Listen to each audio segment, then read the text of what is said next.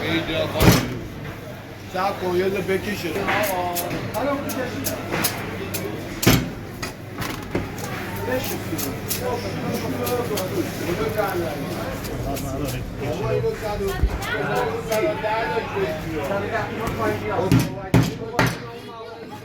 شماله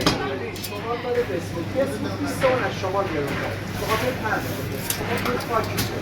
منزل خاک میده بیش میگم بخاطر اون شمال 100 تومنه 110 همین چه اول بهتون یه خورده میره دیگه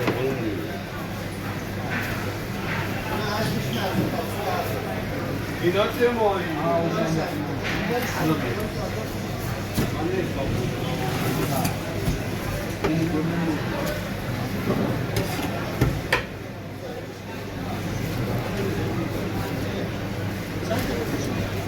حالا این پوستش روش باشه بخوای مثلا موقع خوردن بکنی چه میشه؟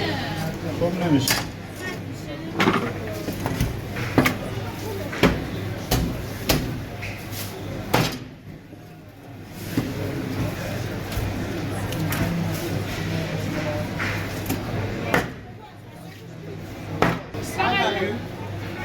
گوشت ماهی رو نگاه کن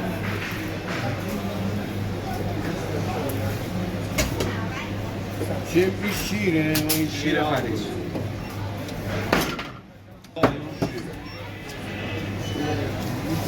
اصابمون عصبیه ببینید تیری چی خونه ها تیرش همون یه دونه است ستون فقرات گاهی هنگاش گاهی خوبه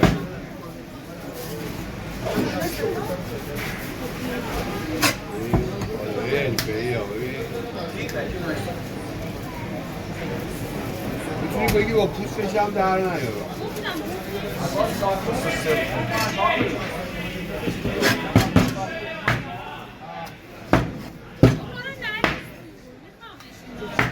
دارم اینجا تلقه نگاه کن سگ داریم یا سگ داریم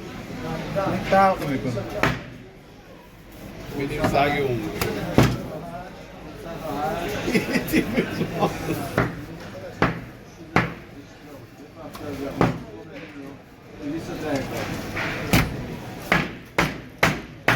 در نباشه اون سبزی